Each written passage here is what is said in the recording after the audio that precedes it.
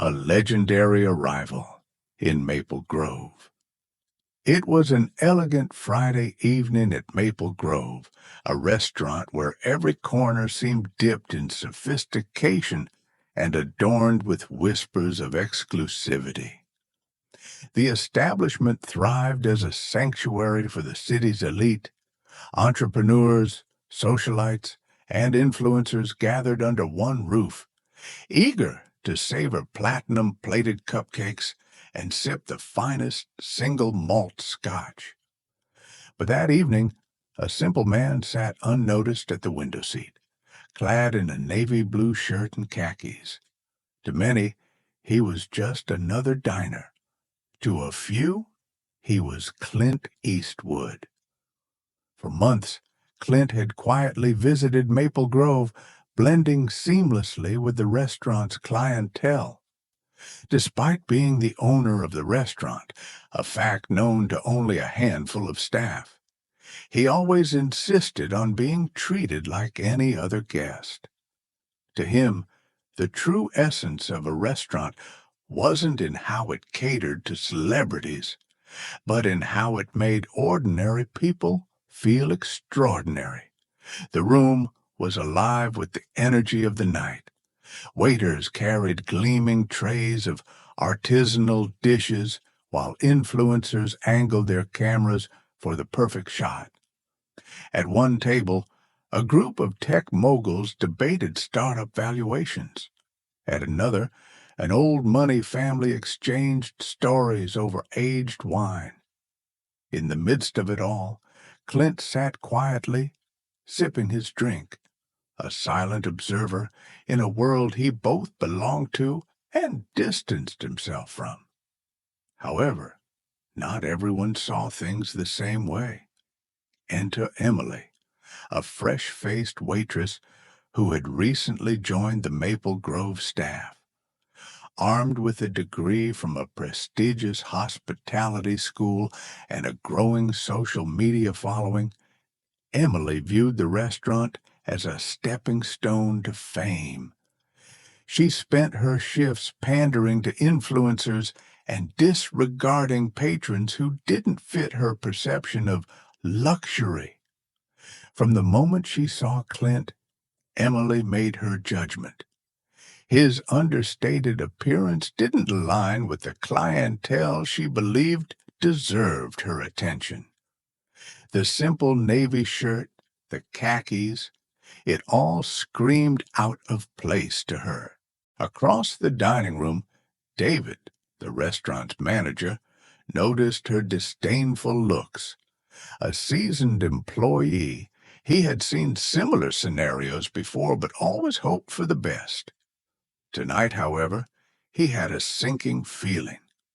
Nearby, Carlos, a hard-working busboy, kept his head down as he cleared tables. But his heart skipped a beat every time he looked toward Clint. Growing up, he and his father had watched Clint's films religiously. To Carlos, this wasn't just a man in a navy shirt. It was a living legend. As the evening wore on, Emily could no longer contain her annoyance. She grabbed her notepad and approached Clint with a forced smile. "Good evening, sir," she began, her tone polite but edged with condescension. "I couldn't help but notice you've been sitting here with just one drink. Perhaps you'd be more comfortable at the bar. This table is typically reserved for dining guests." Clint glanced up, his eyes calm yet piercing. "I'm comfortable right here," he replied simply, taking another sip of his scotch. Emily's smile tightened. "Our menu," she said, emphasizing the word, "is quite exclusive. Perhaps you're unaware of the caliber of our establishment." Nearby, Mr. and Mrs. Bennett, longtime regulars, exchanged uneasy glances. They recognized Clint immediately and could sense where this was headed, but they held their tongues, knowing Clint had a way of handling situations like this. Carlos, still within earshot, felt his stomach twist. He wanted to intervene, but feared Emily's wrath. "Maybe," Emily continued, her voice rising slightly, "I should explain the menu slowly for you." The dining room grew quieter as heads turned toward the unfolding drama. Clint, unbothered, set his glass down and locked eyes with her. "Do you always talk to guests this way?" he asked, his gravelly voice cutting through the tension like a blade. Emily bristled. "Sir, this isn't some roadside diner.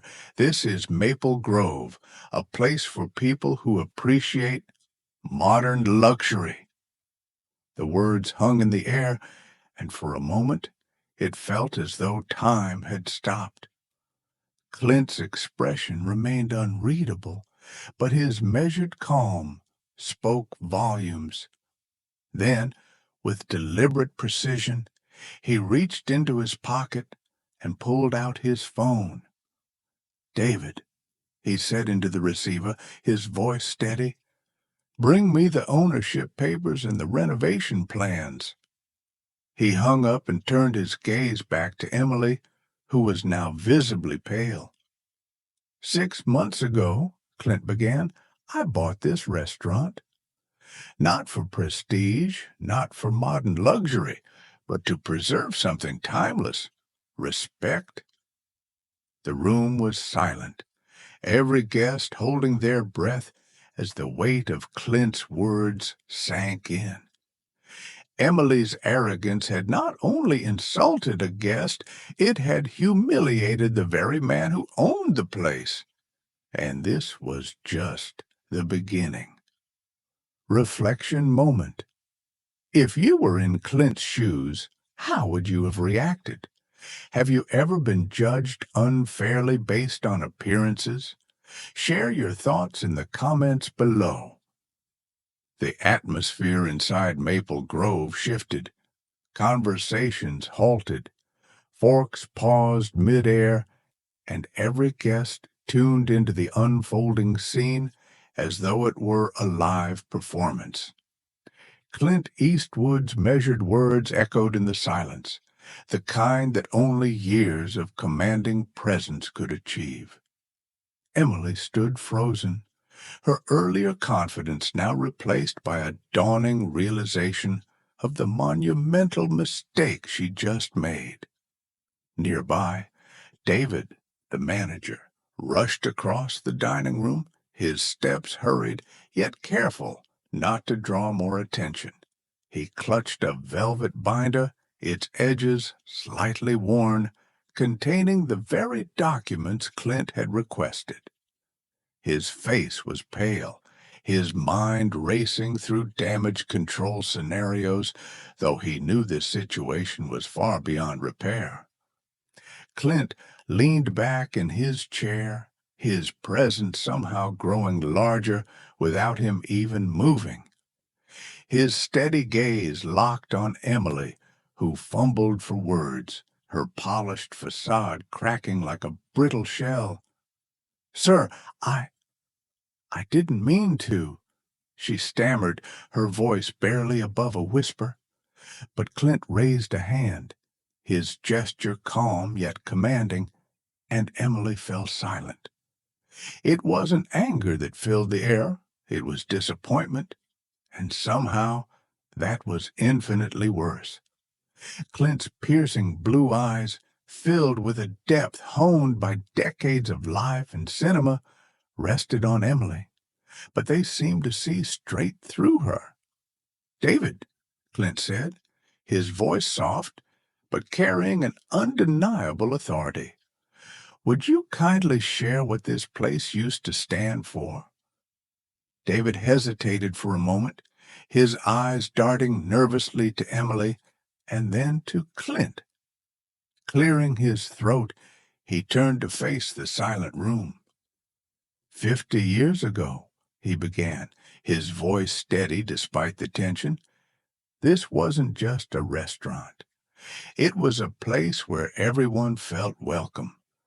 No matter who you were, No matter what you looked like, you were treated with dignity. Clint nodded approvingly, motioning for him to continue. It wasn't about gold-plated cupcakes or fancy clientele, David continued, his voice gaining strength.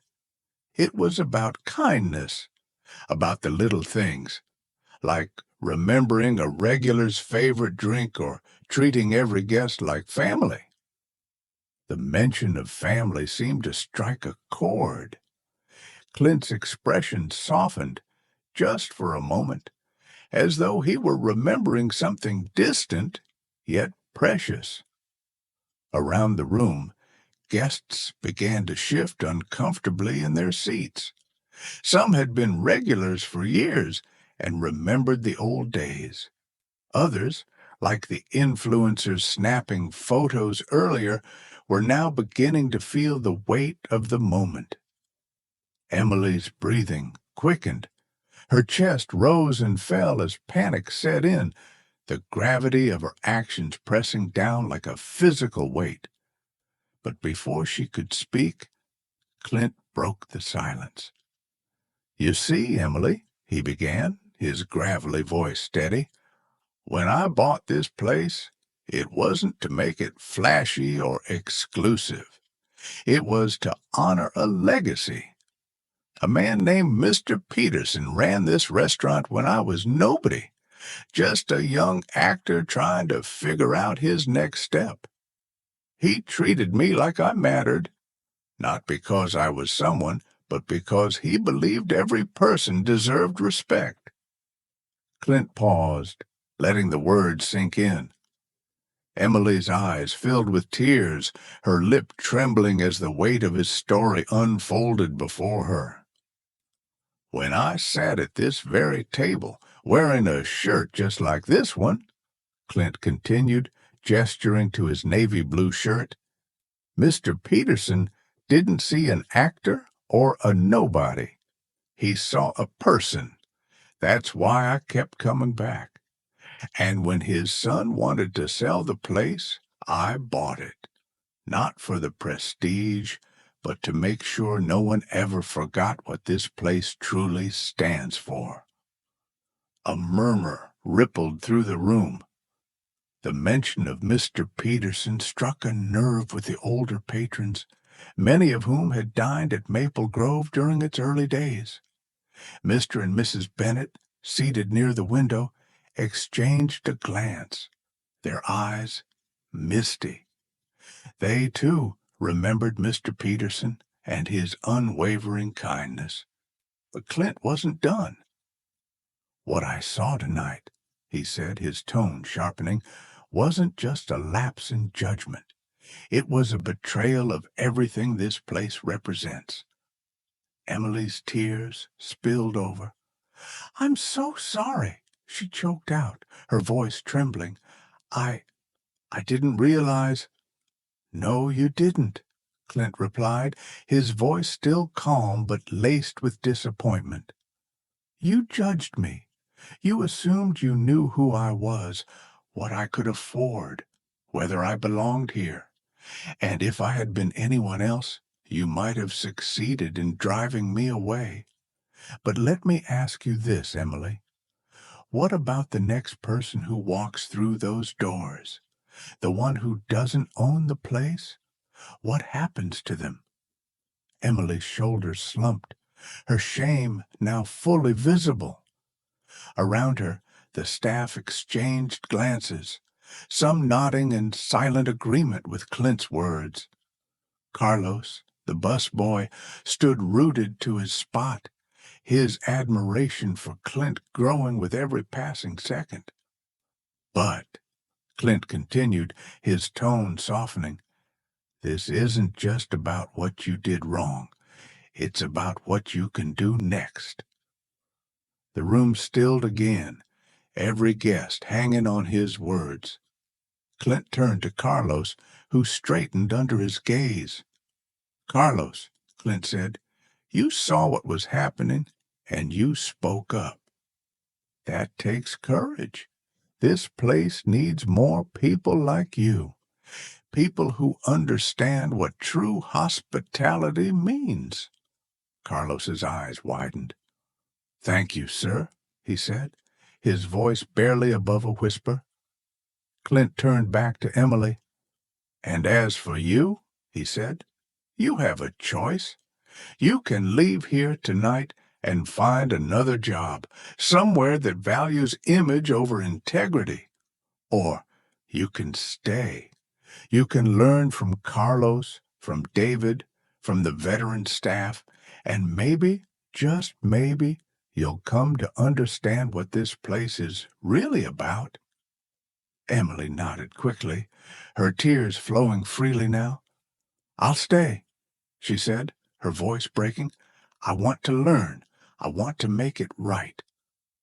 Clint studied her for a moment, then gave a single nod. "Good, because this place doesn't need perfection. It needs heart." The restaurant fell into a tense silence as Clint Eastwood slowly rose from his chair, his towering presence suddenly commanding the room. His calm demeanor hadn't wavered, but his steady movements and piercing gaze were enough to silence Emily mid-sentence. Every eye in Maple Grove was now on him, the man Emily had so arrogantly dismissed. He reached into his pocket, pulling out his phone with deliberate slowness. "Mark," he said into the receiver, his gravelly voice echoing across the hushed dining room, "bring me the ownership papers, now." He didn't raise his voice, but the weight of his words was undeniable. Emily's face drained of color as the realization hit her like a freight train. Her confident smirk faltered, replaced by wide-eyed panic. "Our ownership papers?" she stammered, her voice cracking. "That's right," Clint replied, his tone as sharp as a blade. "You see, Emily, 6 months ago, I bought this restaurant, not for its so-called modern luxury, but to preserve what it once stood for: respect, humility, and genuine hospitality." The gasp from the crowd was audible. Even the influencers, who moments ago had been glued to their phones, now sat frozen, unable to look away from the unfolding drama. Moments later, Mark, the restaurant's longtime accountant, rushed into the room, carrying a velvet binder filled with documents. He handed it to Clint with a respectful nod before stepping aside. Clint flipped it open and pulled out a stack of papers, placing them firmly on the table. "Here are the deeds, the renovation plans, and the staff agreements I signed when I bought this place," he said, his voice unwavering. "And here," he added, sliding one page toward Emily, "is the mission statement I wrote myself. Read it." Emily hesitated, her trembling hands barely able to hold the paper. Her eyes scanned the bolded words. "True luxury is found in how we treat others, not in appearances or wealth. At Maple Grove, every guest is valued." Tears welled in her eyes as the weight of her actions settled on her. She had mocked a man who not only owned the restaurant, but embodied everything it was supposed to stand for.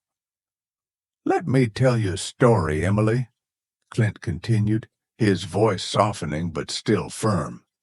50 years ago, I came to this very restaurant. I wasn't famous then, just a struggling actor trying to make it. I walked in wearing a worn-out shirt and jeans, but the owner, Mr. Peterson, treated me like I belonged. That kindness stayed with me. So when his son decided to sell the place, I bought it to honor that legacy."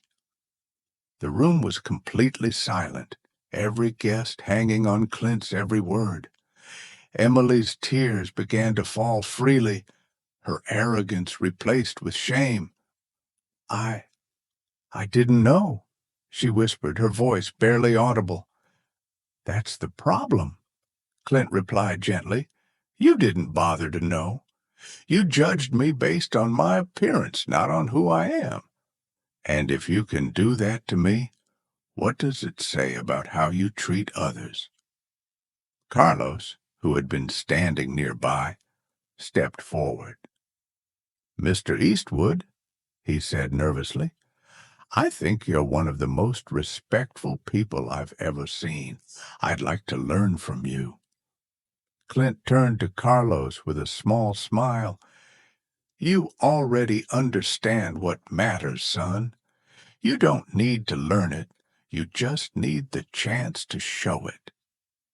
Then, turning back to Emily, he added, and as for you, you have a choice.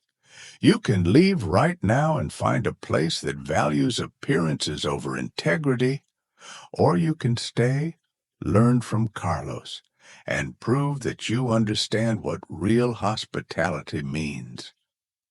Emily looked around the room, seeing the judgment in some faces, but also the encouragement in others. She nodded slowly. I'd like to stay, she said, her voice cracking, if you'll let me. Clint gave a single nod.